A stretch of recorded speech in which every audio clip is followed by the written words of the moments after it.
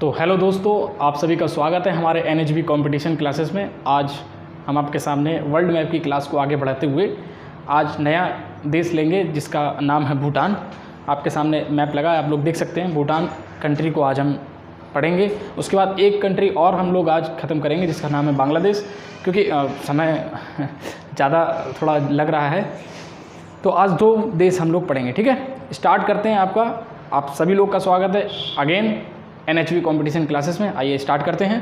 तो आज हम भूटान देश पढ़ेंगे। भूटान देश में आपका सबसे पहले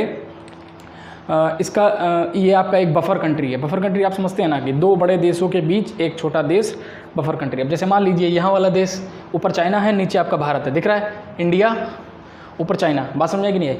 तो चाइना और इंडिया के बीच में आपका भूटान है, इसीलिए इसको बफर कंट्री कहते हैं। और इसको थंडरबोल्ट कंट्री भी कहते हैं। यहाँ पर बिजलियों की गड़गड़ाहट बहुत ज़्यादा तेज़ होती है और चारों तरफ पहाड़ों से घिरा हुआ है, ठीक है। और सबसे पहले चाइना और जो इंडिया के बीच में बफर कंट्री। अब बफर कंट्री का मतलब देखिए, ध्यान से समझिए कि अगर ये इस कंट्री का होना बहुत ज़रूरी है। चाइना और इंडिया में लड़ाई नहीं होगी इस कंट्री की वजह से। अगर मान लीजिए ये कंट्री ना हो तो हम लोग बॉर्डर हो जाएगा, तो बॉर्डर पर यहाँ पर जो है लड़ाई हो सकती है। तो बफर कंट्री क्या करती है, 2 देशों के बीच, 2 बड़े देशों के बीच लड़ाई होने से भी रोकती है। बात समझ गई? इनडायरेक्टली रोकती है, बाकी इसकी कोई इतनी अहमियत नहीं है जो इंडिया और चाइना की लड़ाई रोक पाए। क्लियर? तो यहाँ पर क्या होता है कि जब लड़ाई होगी तो इसी देश में मार धाड़ होगा, जितना मार धाड़ होगा सारा इसी देश में होगा। अब मान लीजिए यहाँ से अब लड़ाई होती है इंडिया और चाइना के बीच में, तो जब लड़ाई होगी तो ये भी समझ रहे ना, ये इधर आ जाएगा कि हाँ ठीक है, और ये भी इधर आ जाएगा।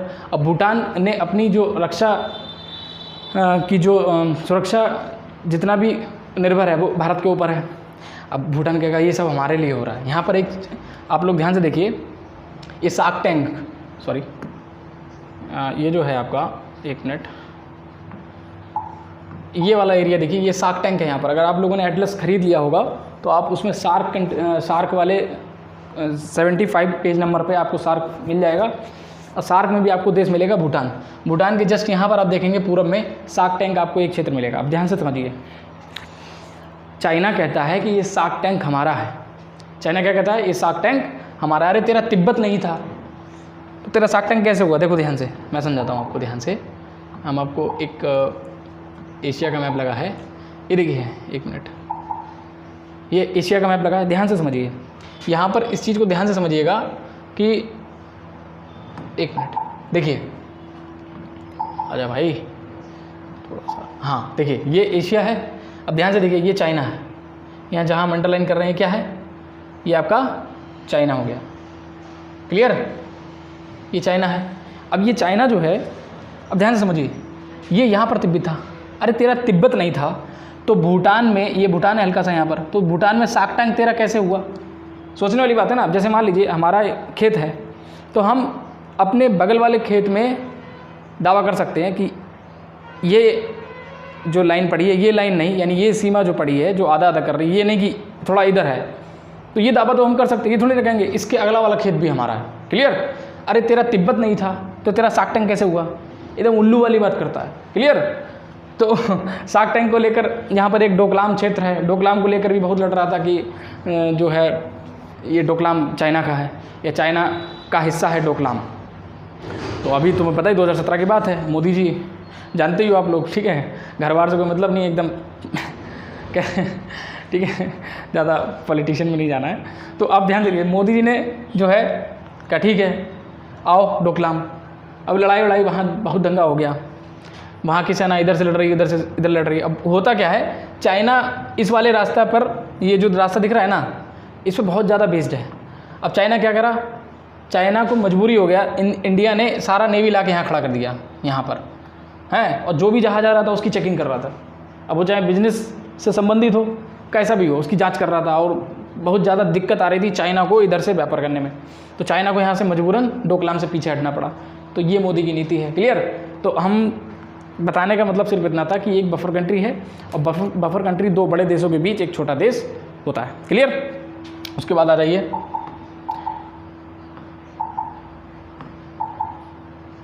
ये भूटान, ठीक है। भूटान में ही आपको यहाँ पर देखिए नारायणगंज मिलेगा।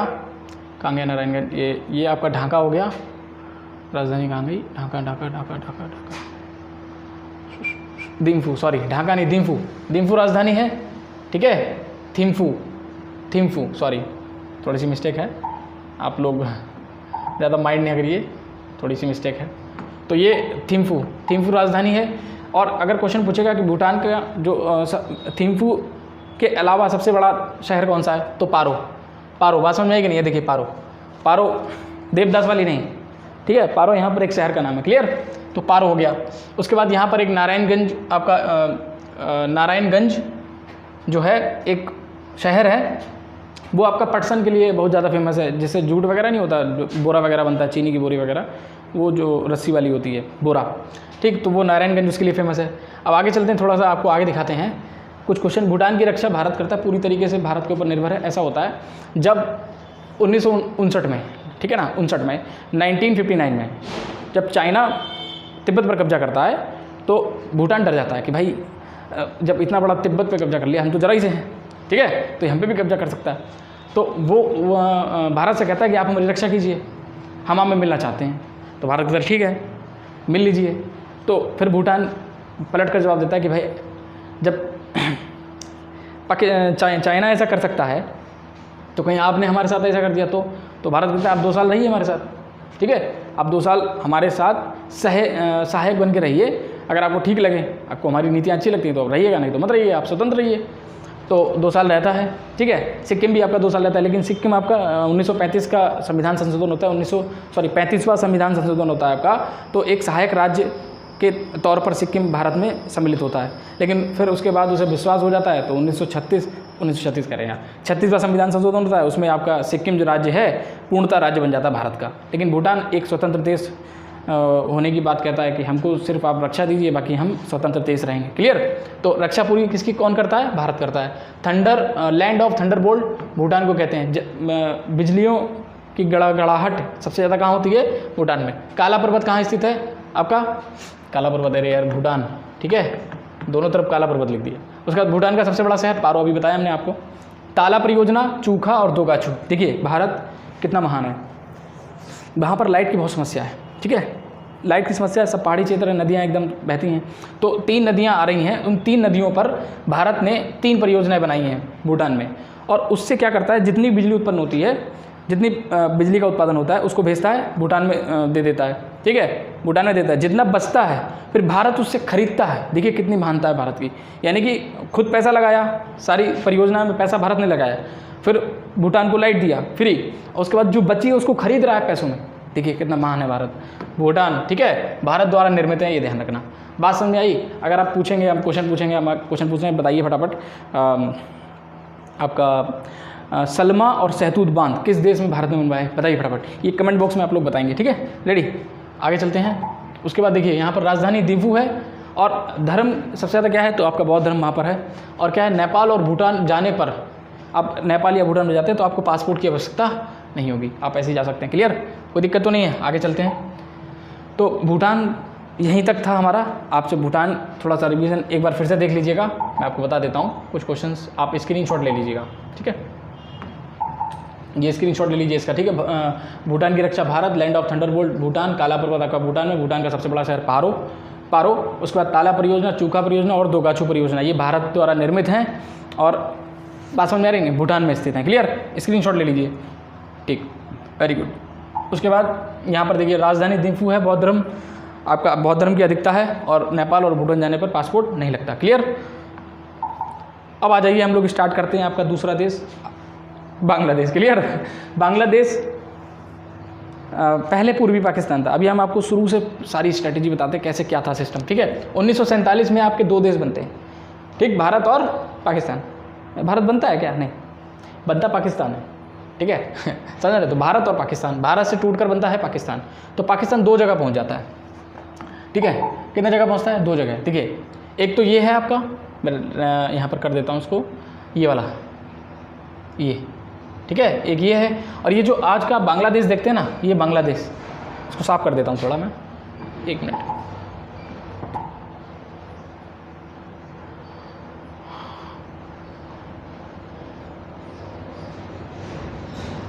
ठीक है। देखिए ध्यान से देखिएगा,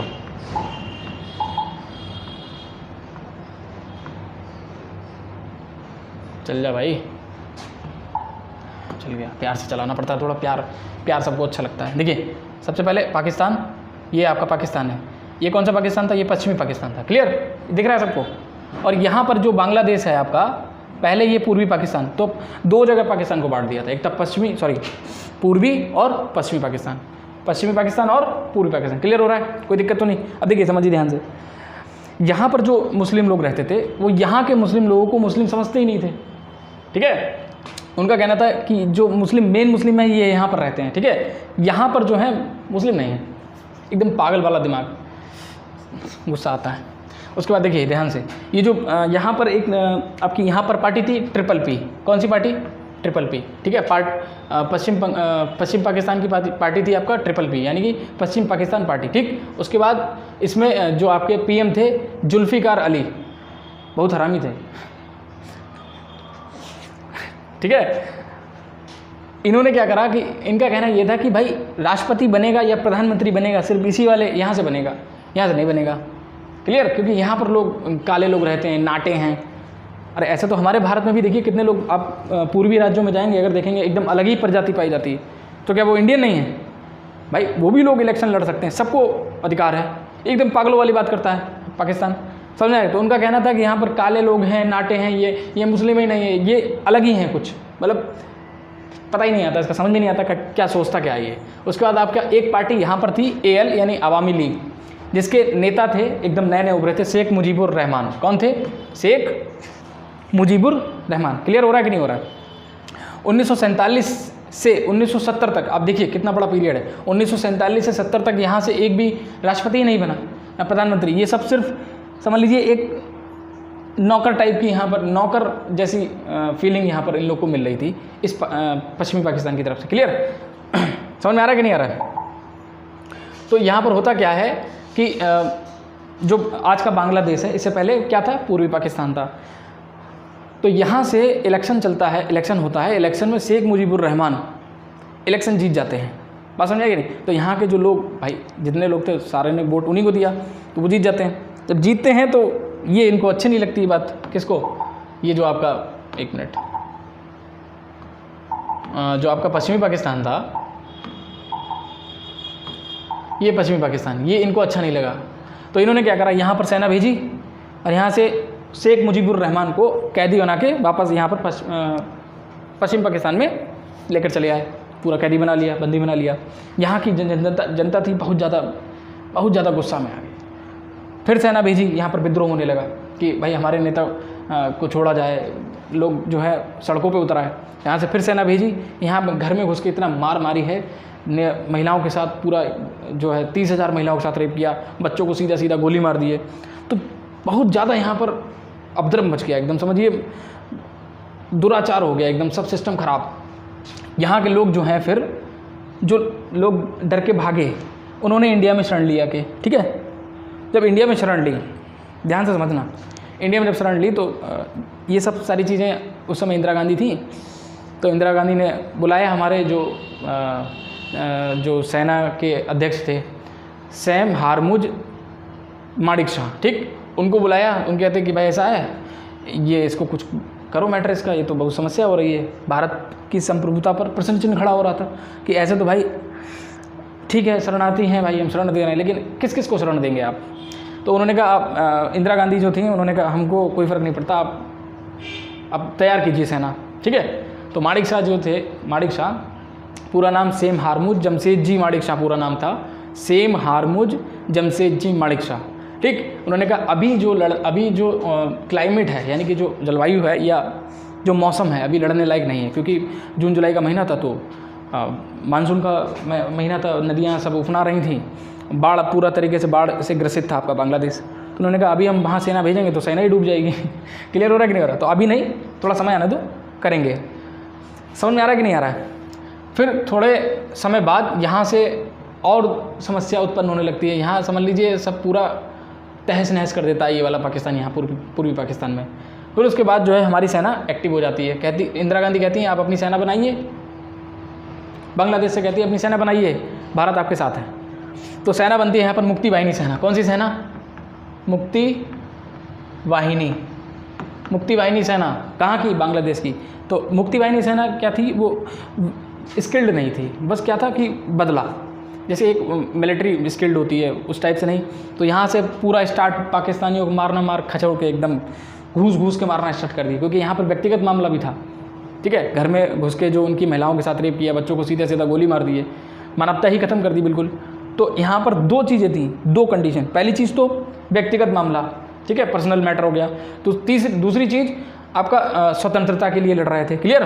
तो यहाँ पर मुक्ति वाहिनी जो सेना थी बहुत मार मारी पाकिस्तान वालों को, ठीक है। उसके बाद यहाँ से जो इंदिरा गांधी ने कहा कि अब ऐसा है सेना उतारो आप, तो जो आपके माणिक साहब थे उन्होंने कहा ऐसा है कुछ थोड़ा इंटरनेशनल रिलेशन को भी लेके आप चलिए, नहीं तो ये होगा सीधा सीधा भारत ही इंटरफेयर कर दिया है, ठीक है। और क्लियर हो रहा है कि नहीं हो रहा है? तो उन्होंने कहा अरे कोई फ़र्क नहीं पड़ता, आप सेना उतारिए, क्योंकि यहाँ पर जो मुक्ति वाहिनी सेना थी वो स्किल्ड नहीं थी। वो मार तो रही थी, लेकिन उस हिसाब से देखा जाए तो पाकिस्तान की जो सेना थी स्किल्ड थी, ट्रेनिंग थी उसके पास अच्छे से, ठीक है। वो उस हिसाब से 100% नहीं दे पा रही थी मुक्ति वाहिनी सेना। तो यहाँ की मिलिट्री उतर जाती है, यहाँ से अपना मिलिट्री गई थल सेना, जिसके अजीत अरोड़ा जो सेना अध्यक्ष थे, थल सेना घुसती है बांग्लादेश में, और यहाँ से हमारी नेवी INS विक्रांत खड़ा कर देती है, पूरा INS विक्रांत पुराना वाला, ठीक है। समझ में आ रहा है कि नहीं आ रहा है? INS विक्रांत खड़ा है और यहाँ से ये थूर रहा है, यहाँ से ये थूर रहा है, वायुसेना ऊपर से थूर रही है। क्लियर हो रहा है कि नहीं हो रहा है? अब इतने में क्या होता है, पश्चिमी पाकिस्तान सोचता है कि ये तो बहुत ज़्यादा गड़बड़ हो रहा है मामला, एकदम समझो पाकिस्तान के कुछ कहना ही नहीं था अलग से, मान के चलिए एकदम घोर बेइज्जती, बहुत अच्छे से थूर रहे थे पकड़ के, ठीक। तो पाकिस्तान क्या करता है, यहाँ पर हमारे जो 120 फौजियों की पूरी बटालियन थी, 120 फौजी, जिसके चांदीपुरा जो थे उनके हेड थे, ठीक, सिख, बात समझ रहे हैं। तो यहाँ से पाकिस्तान ने 6,000 सैनिक 120 टैंक, वो टैंक सुने हैं ना, टैंक जिस पर गोला बारूद कोई असर ही नहीं करता, आप गोला छील के मारेंगे उसको कोई असर नहीं करेगा, ठीक है। तो लगभग 120 टैंक और 6,000 सैनिक यहाँ से इधर के लिए आते हैं आपका इंडिया के बॉर्डर पे, जहाँ पर आपके 120 सिख रेजिमेंट थी, ठीक है। अब दिक्कत क्या आती है भाई, अब ये 120 वहाँ 6,000 और उसके बाद 120 टैंक भी था। तो भारत से यहाँ से फ़ोन जाता है कि आप लोग नहीं लड़ पाइएगा, आप लोग पीछे हट जाइए। तो वहाँ के चांदीपुरा जो कमान संभाल रखी थी, चांदीपुरा जो वहाँ के सेना अध्यक्ष थे, सेना अध्यक्ष नहीं मतलब जो कमांड संभाल रहे थे, उन्होंने कहा कि हम वापस कैसे, सिख 1.25 लाख से एक ही लड़ जाएगा। क्लियर हो रहा है कि नहीं हो रहा है? तो उन्होंने कहा ठीक, हम नहीं आएंगे वापस, हम लड़ेंगे। तो पूरा लड़े एकदम, और वहाँ पर यहाँ ठीक है ना, यहाँ पर उन्होंने माइंस बिछा दी। माइंस तो उनके पास गिनती की ज़्यादा नहीं थी, 10-12 माइनें थी, लेकिन उन्होंने क्या करा, उन्होंने टिफ़न होता, टिफ़न में रेता भर के, ऐसे रेत भर के पूरा एकदम जगह जगह पर लगा दिया। तो स्टार्टिंग में लगा रखे थे माइंस, बाद में थे टिफ़न। तो जैसे ही एंटर होता है एक टैंक उड़ गया, तो वो कहते हैं पूरा माइन बिछा के रखा है, पूरा एकदम वेल प्लानिंग कर रखी है पूरी। तो वो पूरा चेक करते हैं उसको, मशीन लेकर आते हैं, पाकिस्तानी की जो सेना होती है पूरा चेक करती है, और उनको रात भर लग जाता है वो क्या नाम उसका, माइंस को निकालते हुए। जब दिन होता है तो हमारे एक फ़ायदा भी होता है, नुकसान भी होता है। पहला चीज़ तो नुकसान ये होता है कि उन लोगों को दिखने लगते हैं वो 120, दिन हो जाता है ना, तो 120 वहाँ दिखते हैं कि अरे हम तो 6,000 हैं, ये 120 हैं। दूसरा फ़ायदा, ये नुकसान था भारत का। दूसरा फ़ायदा ये होता है कि रात में उस समय 1971-70 का टाइम जो था आपका, तो वायुसेना इतना एक्टिव नहीं था। सेना एक्टिव था, लेकिन जो जहाज़ वगैरह थे रात में उड़ने लायक नहीं थे। तो दिन का ही इंतज़ार हो रहा था, यहाँ से जोधपुर से खड़े ही थे एकदम जलवे में कि हाँ बस दिन हो, हम चल रहे हैं। तो जैसे ही आपका रोशनी और होती है, तो जब तक थोड़ा बहुत लेट हो जाता है, वहाँ पर 120 में काफ़ी लोग मर भी जाते हैं, शहीद हो जाते हैं। और वहाँ पर अपना पहुँचती है एयरफोर्स, मामला जो है रफ़ा दफ़ा, सारे भगा देते हैं वहाँ से। कहते कि भैया ये जो इंडियन जो आर्मी है मधुमक्खी बन के हमारी नाक में घुस रही है। क्लियर? वो वहाँ से वापस कंट्रोल रूम में फ़ोन करते हैं कि जो मधुमक्खियाँ फेल हैं। तो समझिए 120 कहाँ 6,000, यही होता है। अगर मान लीजिए अगर वहाँ से गवर्नमेंट के कहने से वहाँ से 120 वापस हो गए, तो वो तो कब्जा हो ही गया था पूरा कब्जा। क्लियर? वहाँ से फिर आप मुश्किल ही होता है, जैसे POK आपका गिर गया वैसे ये भी गिर जाता। तो देखिए वीरता देखिए हमारे यहाँ की जो मिलिट्री है, तो ये चीज़ है। उसके बाद होता क्या है, अब इसको लगता है कि ये गया यहाँ से ये गए हैं। INS पूरा अच्छे तरीके से थूर रहा था पकड़ के, यहाँ भी लगभग थूर ही दिया था। यहाँ से आपका थल सेना, ऊपर से वायुसेना एकदम अच्छे से थूर रही थी बढ़िया करके। अब ये क्या करता है भाई, ये जाता है लास्ट ऑप्शन, इसके पास होता है USA। USA जो होता है आपका, USA हमारा शुरू से ही जो है इनडायरेक्टली दुश्मनी रहा है, ठीक है, समझ में आ रहा है कि नहीं आ रहा। और दूसरा हमने आपको पढ़ाया था श्रीलंका, श्रीलंका में हमने बताया था आपको, श्रीलंका में जो USA का सैन्य अड्डा था उसको इनडायरेक्टली हटाने वाला भारत ही था। LTT या लिट याद कीजिए, LTT जो आतंकवादी संगठन था वो कहीं ना कहीं भारत के द्वारा उसको एक्टिव किया गया था, और उसी की वजह से वहाँ से USA का सैन्य अड्डा हटा। तो USA वैसे भी एकदम खौफनाक बैठा था, एकदम भारत से बदला, क्लियर। तो वो क्या करता है, पाकिस्तान के कहने से आपका जो है यहाँ से 7वां बेड़ा, क्लियर, 1 मिनट, 7वां बेड़ा भेजता है,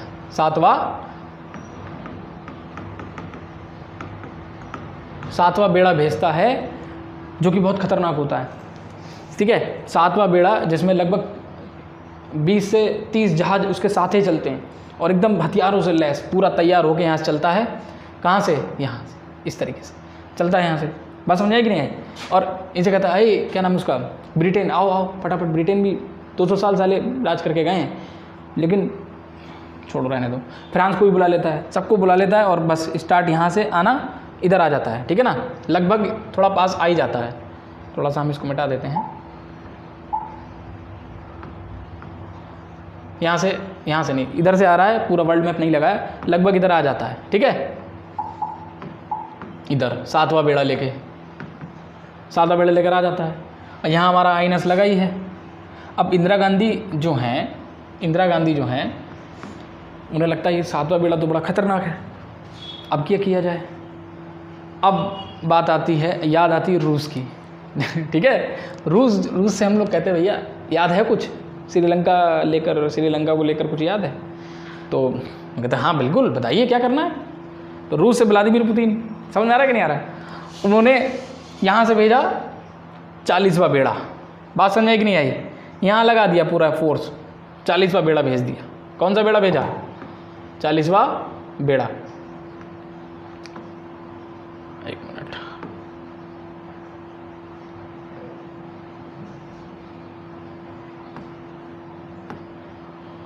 यहाँ से 40वां बेड़ा भेज दिया। कौन? रूस। और यहाँ पूरी फील्डिंग लगा दी, एकदम पूरा फील्डिंग, जहाज है, इतने सारे जहाज, पनडुब्बियाँ पूरी जानबूझ के ऊपर, पानी के ऊपर रखा पनडुब्बियों को, पूरा एकदम सब पूरा 40वां बेड़ा लगा दिया। वो कहते हैं INS तुम निकल आओ बाहर। INS को छुपा दिया था जब यहाँ से बेड़ा आ रहा था, क्योंकि एक ही जहाज़ था हमारे पास INS, जो कि लगभग समझ रहे हैं ना, एक पानी में चलता फिरता एक आइलैंड समझिए आप, ठीक है। खाना खाना है फौजियों को या पेट्रोल भरना है, जो आपके लड़ाकू विमान होते हैं, सारा INS विक्रांत पे ही उपलब्ध होता है। तो इसको छुपाना पड़ा क्योंकि एक ही था। तो इनसे कहा अंडमान निकोबार में छुपाया था। अब कहाँ छुपाया था ये सारी चीज़ें नहीं बताई जाती, क्योंकि थोड़ा राष्ट्र के हित में ये अच्छा नहीं है। तो हम आपको सिर्फ एक जगह बता रहे हैं, अंडमान निकोबार में इसको छुपा दिया गया था। अब एग्जैक्टली जगह नहीं बता सकते हम, ठीक है। तो उनसे रूस ने बोला आप निकलिए आराम से, अच्छे से थूरिए, आप थूर रहे हैं थूरो, और यहाँ से इनको थूरो, क्लियर, हम यहाँ खड़े हैं, कोई दिक्कत वाली बात नहीं, कोई नहीं आ रहा है यहाँ पर। तो अब यहाँ से क्या होता है, अब ये बात उनको पता चलती है अमेरिका को। तो कहता है कि आप यहाँ से चले जाइए, हम परमाणु बम लेकर आए, हमारे पास लगभग 150 परमाणु बम लेकर आए, क्लियर। कितना कहता है? 150 परमाणु बम। तो रूस कहता है देखिए हम जल्दी में थे, जल्दी में आ गए, लेकिन हमने गिना नहीं कितना है, लेकिन हाँ 300 से ऊपर होगा, क्लियर 300 से परमाणु बम ऊपर होगा। और इसके पास एक पैट्रियटिक मिसाइल थी, पैट्रियटिक मिसाइल लगभग S-400 जो S-400 है, अभी तक वो बहुत ज़्यादा खतरनाक मिसाइल है, ठीक है। तो वो सब पूरा लैस करके बैठे हैं यहाँ पर।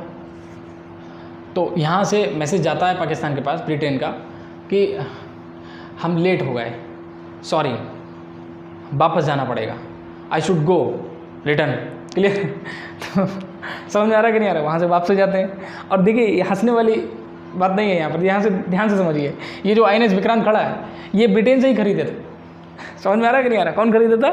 भारत ब्रिटेन से ही खरीदा था।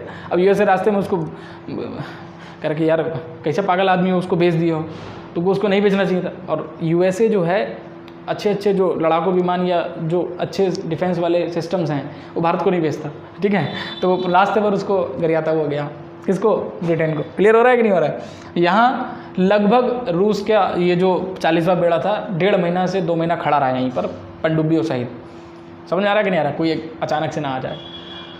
फिर अच्छे से थूर दिया पकड़ के। और देखिए भारत कितना महान है, हम फिर से कह रहे हैं, जब एक देश को हम बचाते हैं या आज़ाद कराते हैं तो उसे अपने में मिला लेते हैं। बहुत से देशों ने ऐसा किया है, मिला लिया। लेकिन भारत ने देखिए इसको अलग से एक नया देश बनाया जिसका नाम रख दिया बांग्लादेश। 71 में लड़ाई होती है, 72 में इसको एक स्वतंत्र देश घोषित कर दिया जाता है। बात समझ में आ रही है कि नहीं आ रही? कोई दिक्कत तो नहीं है? मज़ा आता है थोड़ा बहुत? नहीं? कमेंट बॉक्स में बताइएगा थोड़ा, अगर आता है तो। बात समझ में आई? क्लियर?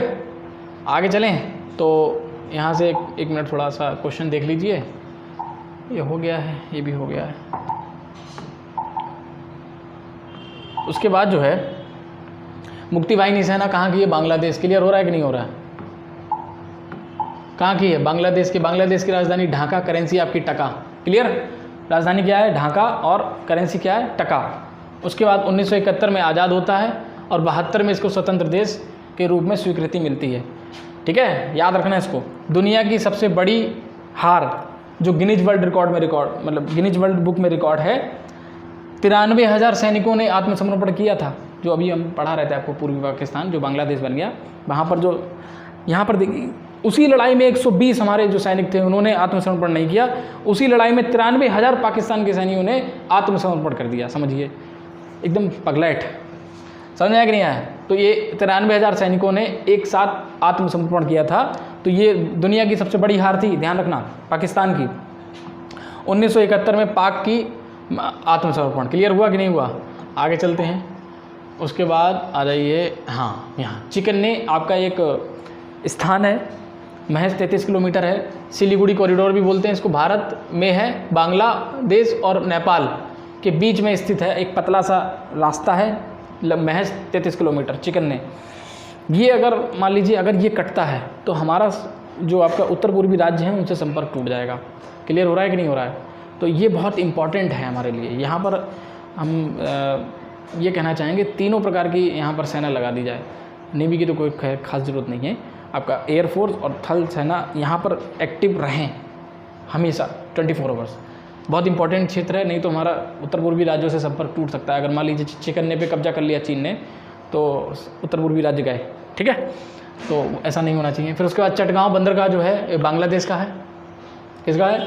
बांग्लादेश का है। बांग्लादेश चटगांव बंदरगाह पर पैसा लगाया है चीन ने कुछ, तो वो अलग से टॉपिक है, आपको पढ़ाएंगे जब आपको IR पढ़ाएंगे, इंटरनेशनल रिलेशन, उसमें आपको हम सही से पढ़ाएंगे ये कैसा क्या मैटर है। यहीं पर अंग्रेज़ों ने, यहाँ चटगांव बंदरगाह में यहीं पर अंग्रेज़ों ने शस्त्रागार बनवाया था, ठीक है, जिसे सूर्यसेन ने लूटा था। सूर्यसेन अंग्रेज़ों के ज़माने का था। चटगांव बंदरगाह में एक शस्त्रागार बनवाया था अंग्रेज़ों ने, जिसे सूर्यसेन ने लूट लिया था। जूट की सबसे बड़ी मंडी आपकी नारायणगंज, हमने बताया आपकी स्टार्टिंग में बताया था, जूट की सबसे बड़ी मंडी कहाँ है? आपकी नारायणगंज में है। क्लियर हो रहा है कि नहीं हो रहा है? उसके बाद देखिए यहाँ पर भारत की सबसे लंबी सीमा बांग्लादेश से लगती है, लगभग 4096 किलोमीटर। उसके बाद न्यू मोरे द्वीप भारत और बांग्लादेश में विवादित है। अब विवादित इसलिए कि जो बांग्लादेश कहता है ये हमारा है, इंडिया कहता है ये हमारे क्षेत्र में आ रहा है। अभी क्या है, उस मामले को सॉर्ट आउट करा गया है कि रहने लायक नहीं है वहाँ पर, ठीक है। तो जब रहने लायक नहीं है तो विवादें खत्म हो गए, ना तुम रह सकते हो ना हम रह सकते हैं, ठीक है। लेकिन फिलहाल विवादित रहता है। तिस्ता नदी जल विवाद भारत और बांग्लादेश के बीच में है। 3 बीघा कॉरिडोर विवाद जो था लेकिन अब नहीं, वो सॉल्व हो गया है, ठीक है। ये सॉल्व नहीं हो रहा है, इसको भी सॉल्व करा दिया जाएगा। तिस्ता नदी को मोदी जी ने सॉल्व करा दिया था। वहाँ से ममता बनर्जी कह रही थी कि हम तिस्ता नदी का पानी काट के उसमें पश्चिम बंगाल में लेकर आएंगे। अरे ऐसे कैसे नदी का पानी काट दोगे आप एक नदी को अपनी तरफ काट रहे हैं सिर्फ एक राज्य के लिए। आप ये नहीं देख रहे हैं कि इंटरनेशनल रिलेशन बिगड़ रहा है। भाई बांग्लादेश से हमारे रिलेशन अच्छे हैं, तो मोदी जी समझाने बहुत आगे हैं। उन्हें बुलाया, ममता बनर्जी को भी समझाया, पता नहीं क्या बोला, और एकदम सॉर्ट आउट। ये भी क्लियर है, सॉल्व है, ठीक है। पता नहीं क्या बोला समझ में आ रहा है कि नहीं आ रहा है? तो ममता बनर्जी मान गई, और शेख हसीना तो आप जानते ही हैं, जब भी वो भारत में एंटर होती हैं तो उन्हें खुद प्रधानमंत्री रिसीव करने जाते हैं पाकिस्तान को दिखाने के लिए कि देखिए ये शेख मुजीबुर रहमान की बिटियाई हैं शेख हसीना। पूरा परिवार को निपटा दिया था पाकिस्तान जब, जैसे ही आपके शेख मुजीबुर रहमान, हमने अभी आपको 93,000 जो मिलिट्री थी वहाँ की जिसने आत्मसमर्पण किया था पाकिस्तान की, तो भारत ने कहा था कि आप शेख मुजीबुर रहमान को छोड़िए तभी हम यहाँ से इनको छोड़ेंगे। क्लियर हो रहा है? तो शेख मुजीबुर रहमान यहाँ से छोड़े गए थे, फिर यहाँ से इनको रिहा करा गया था 93,000 को। तो इसमें जब उन्हें आतंकवादियों के जरिए जो पश्चिम पाकिस्तान था उधर वाला बदतमीज, उसने क्या करा था, पूरे परिवार को ख़त्म कर दिया था। लेकिन शेख हसीना जो थी आपकी इंग्लैंड में पढ़ाई करने गई थी, वो जब वापस आई तो उनको प्रधानमंत्री बनाया गया। तो समझ में आ रहा है कि नहीं आ रहा है? कोई समस्या तो नहीं है? आज के लिए इतना ही रखते हैं। आज हमारा हम लिख नहीं पाए यहाँ पर थोड़ा, ठीक है? तो आप लोग हमारे चैनल NHB कॉम्पिटिशन क्लासेस को आप सब्सक्राइब कीजिए, कमेंट कीजिए, लाइक कीजिए, और अगर आपको अच्छा लगे सेशन तो आप शेयर ज़रूर कीजिए। जय हिंद।